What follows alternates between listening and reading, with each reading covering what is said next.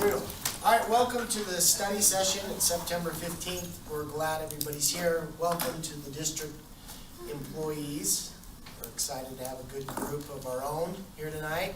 So those who are online watching, we have a short study session, and it's going to be led by Jason. So we'll ask Jason to come to the table, and we'll walk through a couple of Dr.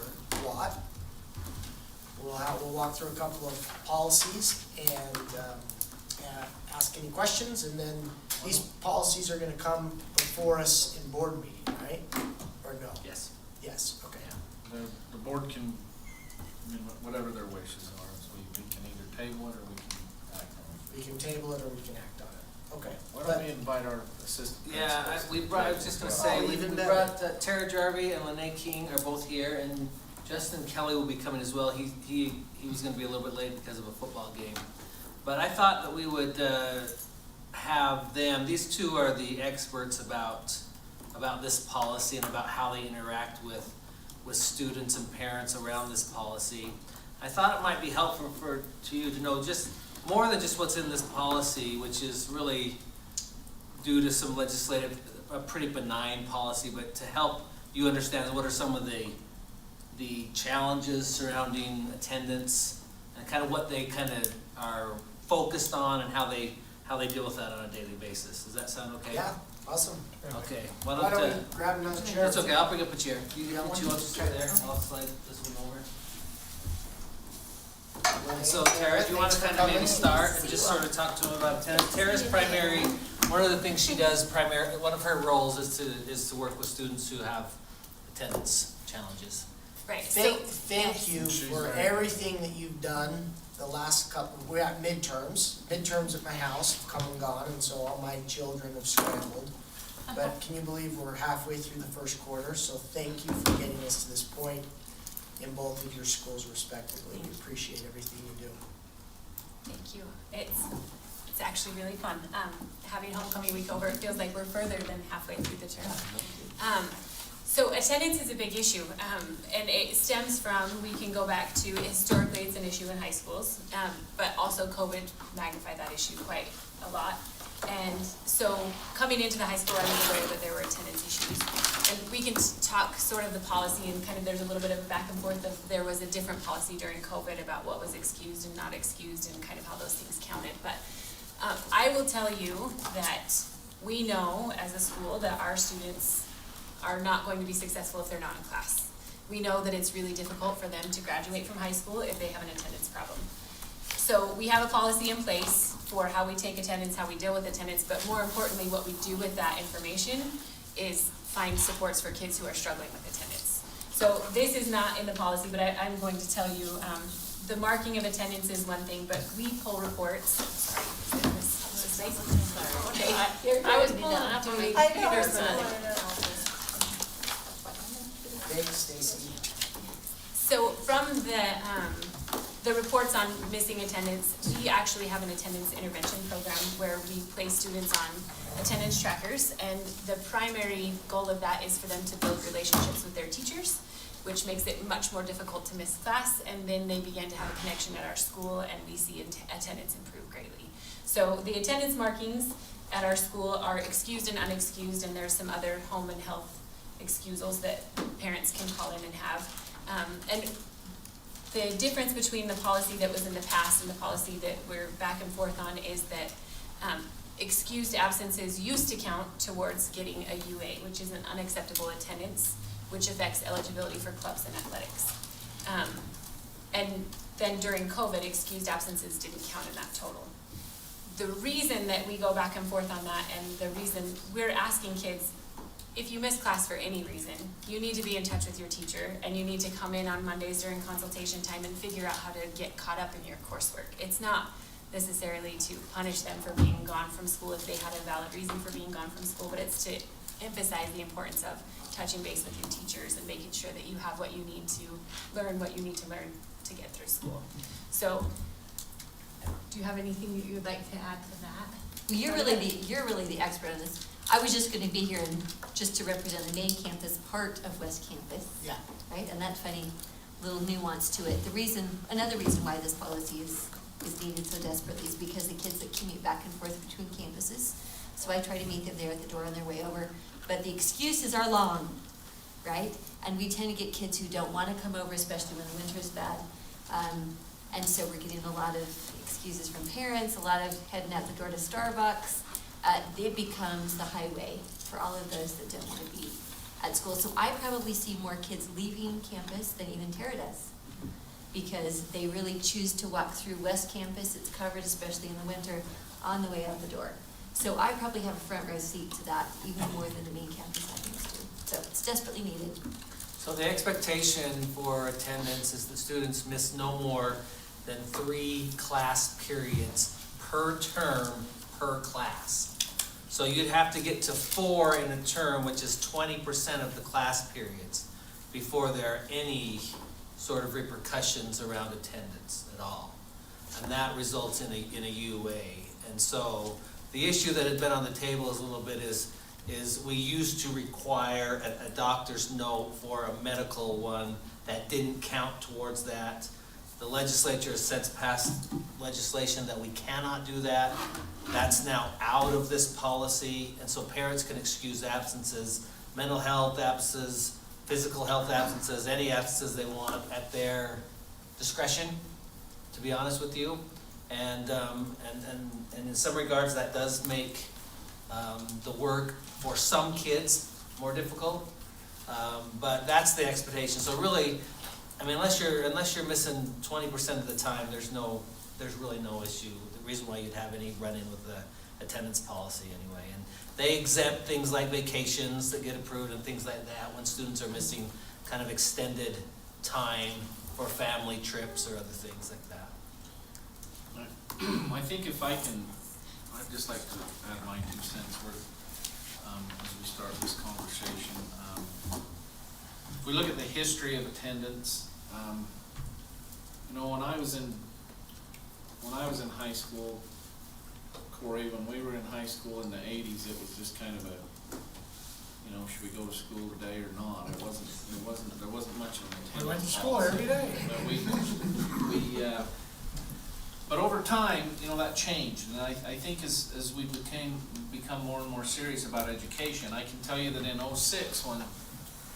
2006, when Jason Watt and Rebecca Belknap and I were put in as a new administration, we made a big push with our teachers to help our kids perform better and to raise our achievement.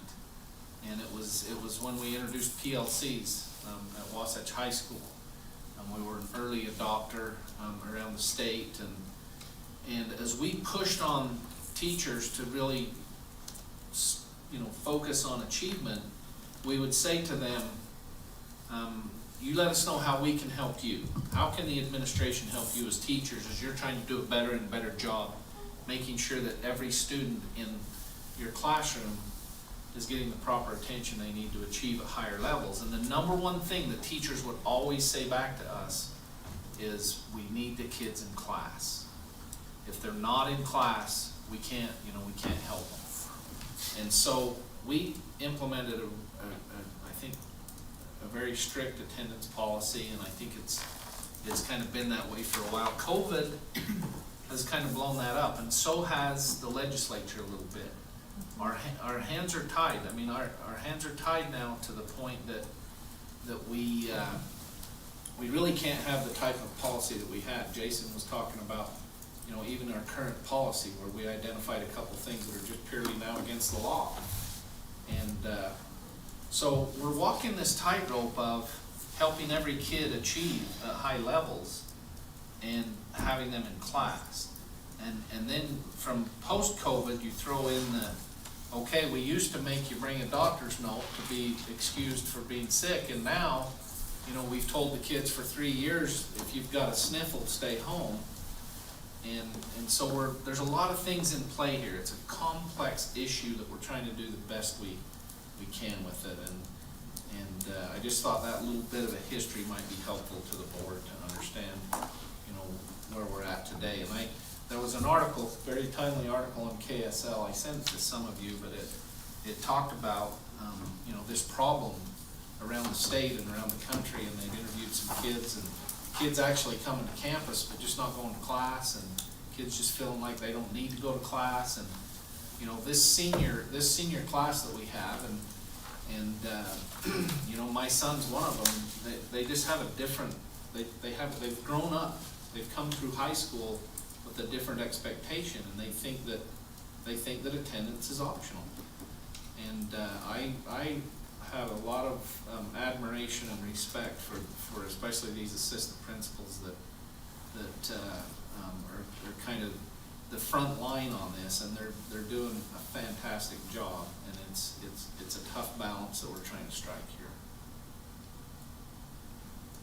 Seems though you're trying more of an effort of how this is tied to performance, though, to the families, to the kids, of, you know, you're not here, you're not gonna be successful here. And that seems to be a better, are you finding that helps with that approach? And is that kind of an idea? So one of the biggest things that parents get involved in this policy on is when students get UAs. And I will tell you from experience that if UAs worked, we wouldn't have them. It's not super effective. It's a way of saying, again, to the parent, hey, your student is struggling with academic behaviors.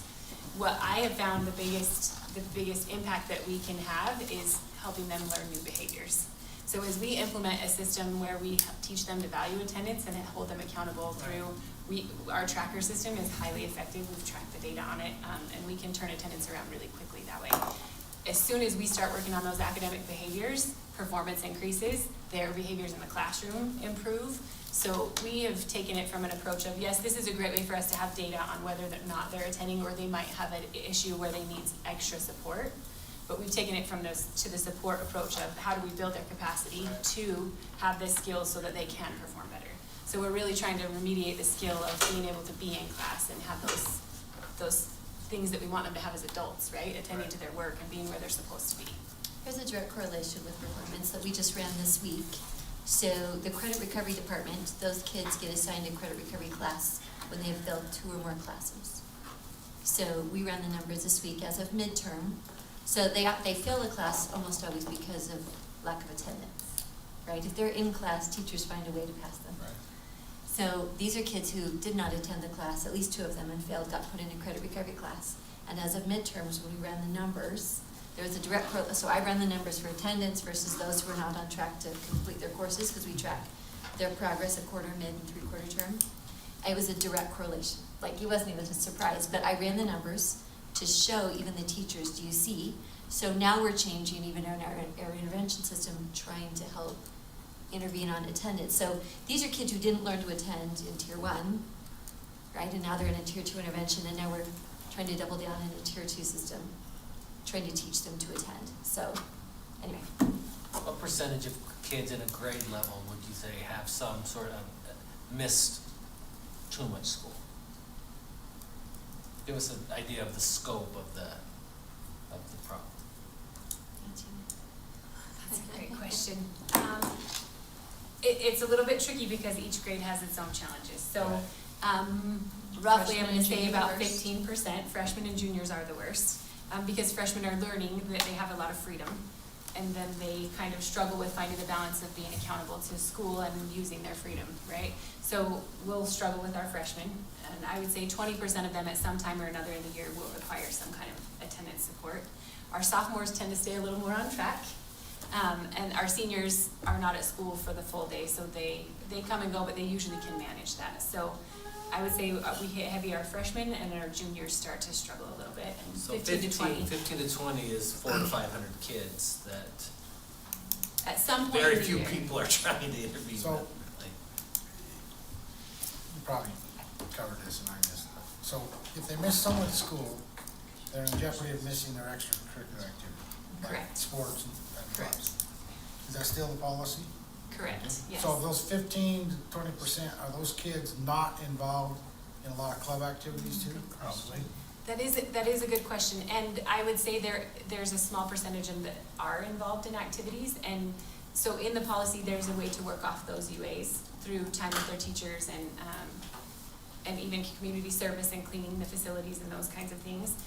You would be surprised, though, that there are some athletes that don't attend but have straight A's because of some of the things that we have in place with online learning. So it's a mix. It's a mix of things. Yes, there are some that we, as part of our intervention system, we try to attach them to clubs and get them involved in some kind of activity to anchor them to the school.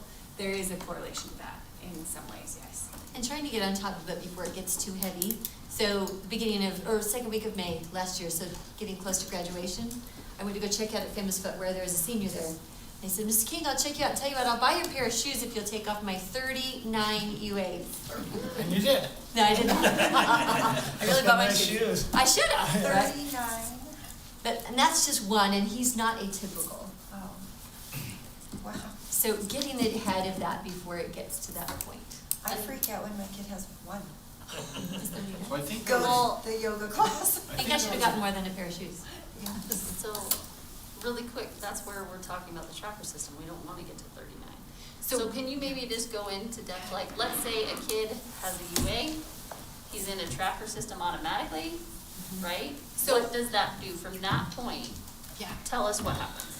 Okay, so we implemented this.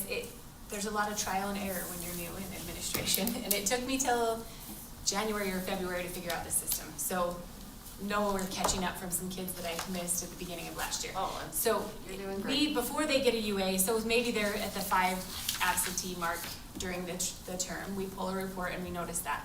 We pull them in and meet with their parents and say, there's an attendance problem, we'd like to help. And this is kind of what we have in place. They'll have a paper tracker and they check in every morning in one place where they can get a snack, because that's one reason they miss school. So we make sure they have a snack in the morning. So they'll check in and get a paper tracker. They're expected to take that tracker to every teacher and have it signed at the end of the class It's period. the form they take around with them. And it's important that it's a paper, because it's in their pocket and it reminds them all the time, and it actually requires them to have a conversation with every adult in their day. So they get the paper signed and then they check out at the end of the day. And I tell them, the paper tracker, the point of this paper is not to see if you attend class, because I can pull up the computer and see if you attend class. It's for you to have conversations and build relationships with your teachers. If you miss a class, then there's a consequence. You're in school suspension the next day. We have certified teachers in the room and we have aides to help you catch up on the work that you're missing by not being in school. And we're gonna really target and make sure that you're on track and have what you need. And we ask the parents, if you'd like to participate in this, we'd ask that you keep their cell phone home on days that they have in school suspension. We'll notify you the day before, but keep their cell phones home, please. And we've not had anyone say no. And so we contact them and let them know when they're in school suspension for a day, and then the next day they start again. They're back out, they pick up their tracker. And then there's some positives. On Fridays, we get them a Quench a card if they have perfect attendance for a week. And then they get a UA removed. Because really the purpose of the UA is to indicate we need to change behavior. So working through that process with the tracker, when you change your behavior, that we've remediated that. More so than working hours after school and cleaning parking lots, I actually want you to just fix the problem. So if you can show me you can fix the problem, we're going to get rid of UAs. For every week that you're on the tracker and do well, you're going to get rid of your UAs. For the most part, what kind of support do you get from the parents? 100%. They're actually usually every walk of life comes in and they're so thankful for a tool that can help their child. And when we're on the same team, and I spoke to a parent today that we've got them on the tracker system, and she said, I'm really worried about my son missing class. And I said, there's other things we can do. Let's talk about other consequences that would be more meaningful for your son. Maybe it's that we walk him to and from classes, so we remove the social time until he can do what he's supposed to do. Maybe that's the consequence for him. So we adjust it based on the student's needs, but there's a high success rate of students getting what they need. And actually I had a student, before I came over here this morning, in my office waiting, and he said, Mrs. Jarvie, I need some help with attendance. Can you please get me on a tracker? Absolutely, let's get you the support you need. So kids actually request the support. I love that. I love that, because it's not just a paper. You guys are saying, no, you need to be in class and build relationships with your teachers, and you need to know that you can actually mean more than a number in a chair. And your teacher cares about you being there. I And think you that's will awesome. perform if you do this. Yeah, well, when they feel like they belong, it's a huge step up. And asked we me last celebrate week for one. Yeah, we And I celebrate appreciate that, big. like- We celebrate with them, and we get excited when they make it through a week, and we set goals with them and monitor those goals. So the policy, the UAs, it's kind of we are not one of many high schools that actually still give UAs. They give U's in other districts, but it's not about that for us as a school. if we see the attendance becoming a problem, let's help them with it. Our job is to insert supports where students need it and help build their capacity. I like it. Thank you for going over that, like, Yeah, absolutely. I don't have a high schooler yet, and it's good to hear.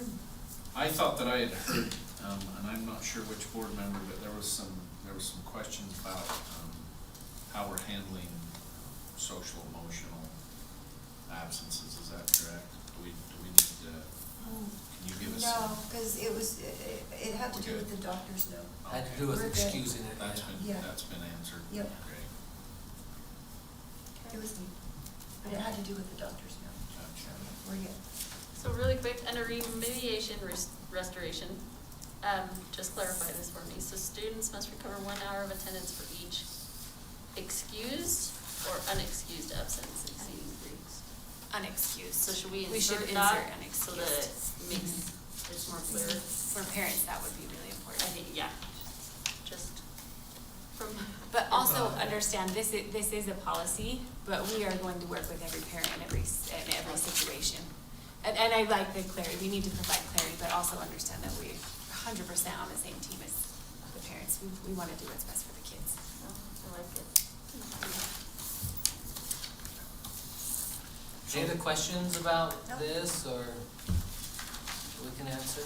Just change it to hit thing. Yeah, we'll change that date. So I would ask if if the board has if you would like to weigh in, do you wanna take action on this in the meeting, or do you wanna table? Ready to move forward? Yeah. Thank you. Thank Is you. this something that's comment, or has already gone out for public comment? That's how we did last time. Oh, because we revised it. Let's see, did we put it out? No, we didn't put it out last time. We did revise, so what happened with this policy really is, the one that sort of took its place should have just been added as an addendum to the policy, because when COVID hit, we took out some of the language around, we weren't giving UAs for that. And so really, that policy was retired because it's no longer applicable. And so we went back to this original, but then we did update this to account for the changes in legislation that happened over COVID. So, we are working with this right now, so we're not like waiting on this to pass really. I mean, so we can throw it out for review. If you the changes to it are such that I can't imagine we get anybody that's really concerned about it. But we can put it out for review, would be kind of our practice, so. Sounds like it's kind of a fluid process going on now anyway, right? Yeah. Yeah. So I do have one more question, sorry. Just because I was contacted by a constituent. So they're on a traveling ski team. They're very motivated, to have good grades, they're all this stuff. But the vacation, the up to 5 days, so it's an educational leave in the sense that they have all their work, they're traveling on the circuit. Like, how do you guys handle those? It's a conversation, right? Because So at the that's end of the the- day, it depends. Everything Okay. depends. Exemption, right? Is that where the exemption Their comes It decision. is, and so if we look at a UA as an indication of a student that's struggling with academic behaviors, that student's grades are going to offset enough that we know that they understand how to behave in an academic setting, and they don't need support in that area. And if they were given one, we would be happy to have the conversation with them and remove it, Got it. right? So, Okay. It sounds like they need to work with the administration Yeah. and just, and please have them they're welcome Yeah. to contact me and I'll Okay. take care of it. Yeah, they. And these ladies are, I mean, you get to know these ladies, they're phenomenal at what they do, and they're so positive, and the kids like them, and it's just such a good situation that we're in right now. If any parent has an issue with attendance, I mean, have them go speak to Yeah. these administrators, and they will be well taken care of. Thanks, you guys, Absolutely. for all your hard work. Thank you. Okay. Okay, thanks. All right, thank you. Thanks, you're awesome. Thanks, ladies. Thank you.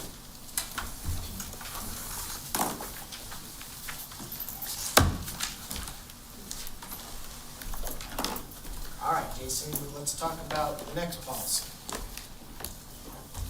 What's the next one? Oh, do we not have another policy? Well, there was another policy that, The bullying policy is on the, Oh, yeah. is on the board agenda. Okay. That's been out for review, so. so we had discussed, I think, if anybody wanted to discuss the bullying policy here, we could do that as well. That'd be good, just, what's our bullying policy? No bullying. Okay. The bullying Do you want policy, Is this something you can go over, Jason? well, yeah, I mean, And part of this comes from a member of our community that's angry that it should go up the chain into administration, correct? well, there's a lot of legislation around bullying, right? And it's something that everybody is concerned about. And so our policy, the state has written a model policy around bullying. And it's one of those policies where when you read the code, the Utah code around it, it's really specific about definitions and responses, and so with legislation and code like that, the model policy is really easy to write. They basically take it and move it over into a policy sort of way, and this just makes sure that we comply with the law on bullying. And so what this is almost word for word the State Board of Education's model policy on bullying that meets the requirements of the law, okay? And they've added things to it. The most recent addition to it is actually abusive conduct that's directed towards a school employee, based on, that first definition is part of what was added to it in this last iteration of it. And again, that's all comes straight from the legislators. I would say that, obviously, no one would argue the fact that that we want to treat everybody, with dignity and respect and appropriately. I would say there are laws surrounding public meetings or other instances that protect citizens in those situations. I don't really, for me in this policy, I don't know that it needs to extend outside of what we're doing in the school day, with kids and school employees personally. So I would say that this meets the law and meets the what we would expect out of a policy, and we would let other sorts of laws protect others in public settings like that. So is this ready to go out for 30-day review? No, it as went well? out. We put it so out we'll be finalizing it. in August. But we won't be finalizing it because it's only been 15 days. Went out on September Because 1st. it's not on our agenda. No, That's We what- postponed the August to September Okay, 1st. so I remembered the other policy That's that we were gonna talk about, and that was the library materials policy. We were gonna see if anybody wanted to discuss that tonight as well. That goes with that. Nice. That's on the agenda tonight. So the library policy No. is not on the agenda tonight, so But that's it- the subcommittee that I'm on, and I think we're at a good spot right now, we're almost ready, and it'll come to the board in Okay. October, Okay. so. Good? So I would say then, I'm sorry, for some reason I had thought that we put that policy out earlier, but I remember now so we just tabled then the bullying policy until the subsequent board meeting. So in that email today, are we being asked to add to the bullying policy that, Not sure. that We'll have to- respect and, We'll have to go. comes from the top down? Is that what's being requested, or? Well, I'm not sure. I took it as district policy applies to all students and employees. I think you need to look at that a little historically with I her. understand it. And I- when she's making a statement when she was offended, and that was publicly, in her opinion, by one of the board members. So that's what she is saying, that needs to come all the way up from the top down. So is she requesting that we add? I guess that might be very But easy what to do. Jason is saying. Her request, I have an email right here, the request is that her comments be submitted During public comment. in the time. recorded minutes. And so, And if she would like to come and make those comments, she is welcome. As well, yeah. And then she's also welcome to send us the email, which we've received. And So usually comments don't become part of the minutes unless somebody physically Here. comes and. So there's no request to add to this policy, right? We can add them as a, as an email, as part of The comments. but it won't, I mean, we keep all of our comments Yeah, that are received, that go out for policy review. So maybe Kirsta can give us an update on other policies that we've sent out for review, specifically the calendar, or anytime we ask for public feedback, what is the policy on the policy on how those are recorded and submitted? Do we save those? We save Yes. all our comments. Yes, we have all the comments. So what's great about using that, the form where folks were able to go to the calendar comments, it downloads into a CSV document that I convert into an Excel document. So that's a permanent record, Yeah. and that's easy. Nice. So we can have this downloaded as well, and make sure this comment is logged in. Yeah. Part of the big funnel. We take all comments that we receive as school board members seriously. So we appreciate the comments that we received on attendance policy, on the bullying policy, on every other policy, whether it's the calendar, et cetera. So. All right. Last item is board member Allen Yep. to review the master board certification training. Yeah. Wanna make it nice and easy for you guys? I Thank you, think Jason. last time when we talked, Oh, thank you. we felt like there was an opportunity to do some of this training in study sessions when time permitted, and so here we are. Yeah. A little extra time. So, I'm gonna move so I can see the screen. I'm just gonna show you guys how easy this is. So what it is the master board, it's now master board certified, so it's an award that you earn, but you're certified. Kind of like, many different industries that you get certified. So USBA is working with school boards, obviously, all year round. And we're trying to provide ways to show our state legislature that, one, we know what our responsibilities are, we know what we're responsible for, we are doing trainings, we are implementing our trainings. So it's fairly straightforward, and hopefully you guys will see that it's really darn easy, because some of this stuff we do on a monthly basis. It's just, we're showing state legislature and state leaders and community members, we know what we're doing. Some of it we're already doing, and we're always trying to improve as boards. So Stacy, it's not linking to mine, but will you just click on that first one, continuous improvement. So I just put in 4 out of 4, but if you look at it, all you guys have to do is log in, and you have your login sent to you. I'll send them again tonight. All you have to do is log in, and I put 4 because I've done this. Well, 1, we're required by law. Keith has let us in our open meeting laws, so we've done all that. Attend state and national conference, we've done that. I've done that. So this is why I'm saying, like, it's not necessarily extra work on us.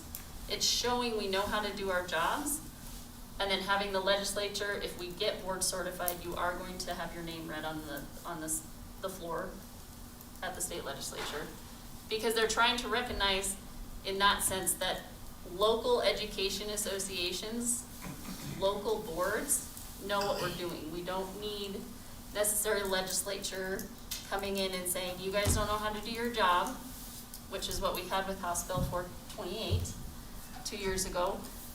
We're trying to show them that, yes, we do trainings, yes, we keep up on things. So those are just simple things, like we've done our regional meetings, we go to our board trainings, and then if you go back and go to the next one, so I'm saying it's super easy, advocacy. Have we all read our district vision, mission, and goals? Yes, we read it every single year. Paul updates us every single year. It's something that is at the core of what we do. We try and follow that. We did it for a year. Exactly. And then develop professional relationships. We're talking to local officials all the time, whether it's city, whether it's county, whether it's our state legislators. I mean, Mike was at our last big meeting in August. Become familiar with our district's process for building relationships with media outlets. Kirsta, bless her, in her job has come with many of us as we go through the process of being interviewed with our media and reaching out with them.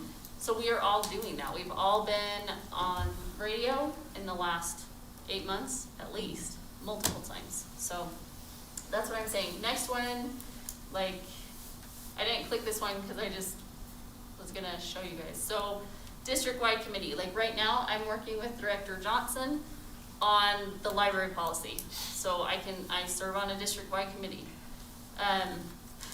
So all we have to do is go through and just. Well, I think Click the it. FSP was Like fit scouts. in this category, community outreach. It is, it's that simple. Because in reality, we want to show people that these are things that we already are doing because it's our job. In state statute, are we supposed to know about open meeting laws? Yeah, so we do that. And it's a way to show the state legislature we already know what our job is and we are doing our job. And so it's not supposed to be this huge extra burden on us. Now, some of them, if you go, like we interact with Superintendent Sweat on a regular basis. I would say that, don't you think, Paul? Yes, absolutely. Because, More than he wants us to. exactly, I was gonna My phone say. never quits ringing. It's great. Sometimes I'm sure he sees some of our phone calls at 10 o'clock at night, and it's like, what is going on now? So if you go to the next one too, I think there was a couple where we have to We can check all those boxes. Is there assessment? Let's see, there was Tested one. kid. So we can complete the school finance course online if we would like to.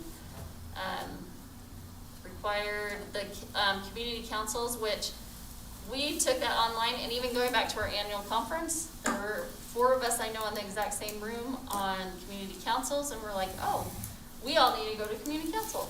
So I know there has been concerted effort on this board to make sure that they are going to the community councils of each school that's in their area. They misspelled it, teacher. So, my point is it's super easy. How many It's super badges sim- are there? 4? There's 4 4 levels. Scouts. It is, no, that's, I mean, it's that simple. You would think somebody has maybe done So that before. where do we School go to do finance, this? huh? So it's USBAPowerup.com Corey, and you did you log see in, that? it's your first initial and last name, and we all have the same password that has been emailed to you, and I will let you know, not in a public meeting, what it is, and you can change it. USBAPowerup.com. Yep. Okay. And so it is, as you move on, as you do more levels, it obviously is gonna require a little bit more, like continuing education. I know there's some, like read a book, go to a conference. We're already going to conferences. Like, we'll be all right. I think it'll be easy, I so. saw read 3 articles about education. I'm already Which, sending we them. are reading I've already got- articles on They get 3 a education. day from Kim. Well, how many finance articles have Tom and I sent? Just kidding. That's only one Finance read. one-on-one in the Buckhorn room, right? I am the article sender. We'll be there again in January. Yes, we will. 7 years in a row. So I just wanted you guys to see we're on it. board, Mary Ann. It's super, All right. super easy in the sense that we are already doing our responsibilities. This just recognizes that Yep. and shows our state legislators that we know what we are doing. And Can't you log in for all of us? no honesty policy. Come on, Corey. We could use, I mean, you could all log in, we could use a study session to do the finance training together, Yeah. if that would help. Once we get into level 4, it starts becoming real challenging. Some of you will We have to do do some that. group training. Those are like the legal palms. We already have So- enough Yeah. to read. We're That good. extra 5 merit badges, that's a miserable step. Thanks, Stacy. That's That's awesome. it. Thank you. It's Oh, short thank and you. sweet That's and awesome. to the point. Doesn't need to be a big deal. No, seriously, I'm aboard. I think we need to do it. I think I think it would be that awesome tutorial I for helps. us to be able to say our, whole like, board, master our training. board is board certified I was on on the state legislator floor, so that, because there were state legislators who in January were like reading down the list, and they're like, how come my school district's not here? How come my board is not here? And it's like, oh, well, Do you really think Mike Kohler did that? My core's gonna be proud of this. Senator Winterton, Okay. Very proud of this. Park City and South Summit, I believe. Well, if they are, we're it is. doing it now. No, no. You just said Park City. Oh my gosh, you guys, because I am the region representative for Region 4 We'll with make Park you look good, City, man. North Well, Summit, South Summit, and and Wasatch. spice Just words. remember where your loyalty lies. We'll make you, we'll get this done. 100%. We're committed. All right, any other things? There's the grub stick, I We, don't know. You get a baseball stake if. Is I anybody I going? could speak a minute about conferences. Yeah. If you'd like me to. Why don't Oh, we talk yeah, about that? are we going in October? That So counts. there's a couple of conferences on This this. is, September? this is what September, yeah. I'm this not. is what I'm proposing. I hope you're okay with this. I had us signed up for, Solution tree, right? I Yeah. had us signed up for a PLC conference in Salt Lake. And we kinda needed those slots for a team in the district here, and so I Great. gave those slots away. Yeah, And but- what I've done, I did, but what I did is, and I think this will work better for the board, and I really think the time the board has together at a conference is very helpful, and rather than just driving down in a day and back. So what we did is, I traded that out for a PLC Summit conference, which is a really good conference. It's in Phoenix, and it's February 27th through March 2nd. And what I'm going to tell you is that's at the beginning of March. In the first week of April, we have our NSBA conference, and we kind of moved we moved spring break away from NSBA for a while, and then because of some comments and some feedback we got from our community, they wanted to move spring break out of March and back into April. So our spring break now is back to where one weekend or the other, spring break is typically gonna line up with your National School Boards Conference. And that is true this year. The conference is in Orlando, and the first weekend of spring break would be exactly on the days of the conference. So there's a couple ways you can handle that. You can look at it. Sometimes when we go on these conferences, they're not really child friendly, but this one certainly is. It's in Orlando. If board members wanted to bring your family with you from the beginning, or have them show up a day or two later, either way, we can go down. We can attend on Saturday. Last year we went to remember the trip we took out to the school district, which I thought was very helpful. We did that on Friday, attended conference on Saturday, Sunday if you choose, and then by Monday, you could be having your spring break with your families, if you prefer to do that. And obviously you would pick up the tab on some of those expenses as it relates to your room and travel for your family and that sort of thing, but we would work with you to help you make that coincide together. So it's an opportunity to take your family to NSBA with you and enjoy a few days after the conference in Orlando on spring break. So that's something to think about. I will tell you that my dad was on this school board for 16 years, and one trip that I remember that I got to go on was in Anaheim, and it was a school board convention, and they actually shut Disneyland down one night, and it was only open to the members of the NSBA. And we ran from ride to ride and did not have to wait in line. I don't think they would shut Disneyland down like that anymore, but they did back in the late 70s. And I will always have that memory. And Mel Ryan was on the school board, and his daughter Jenny was my age.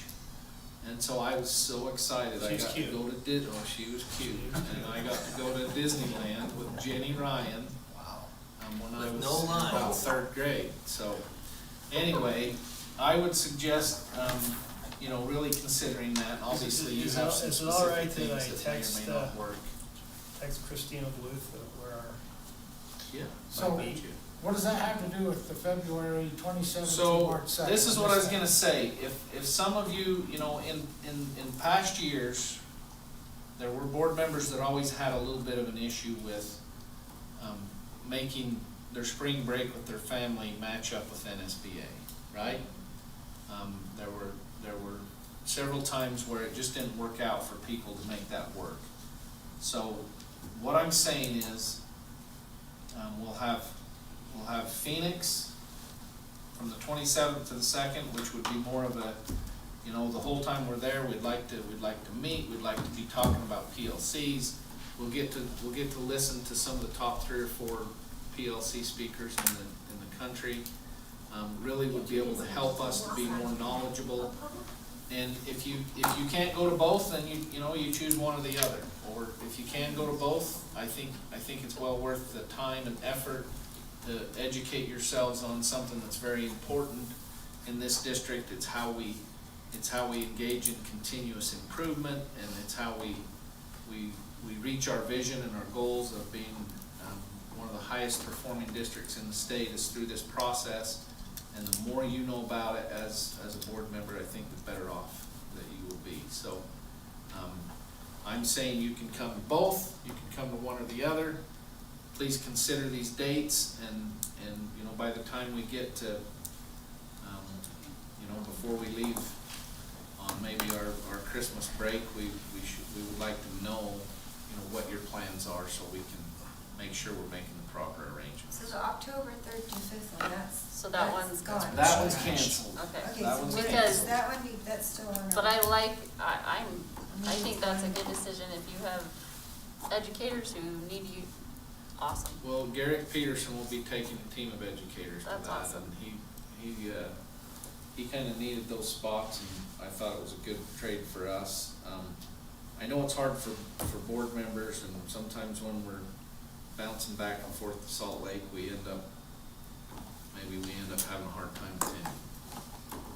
And I think if we're planning to go and it's out of town, I can tell you as a principal, when you take a group of teachers and you get away from the schoolhouse and away from all the distractions at home, there's a lot of learning that takes place. And I think that'd be the same for us. Yeah, I think that's a great idea. Let's do it. Okay, we'll take a look Look at at all. all, yeah. Phoenix won't be 110. Perfect. That was very informative. Anything else before we break and then come back for board meeting in a half hour? Okay, see everybody in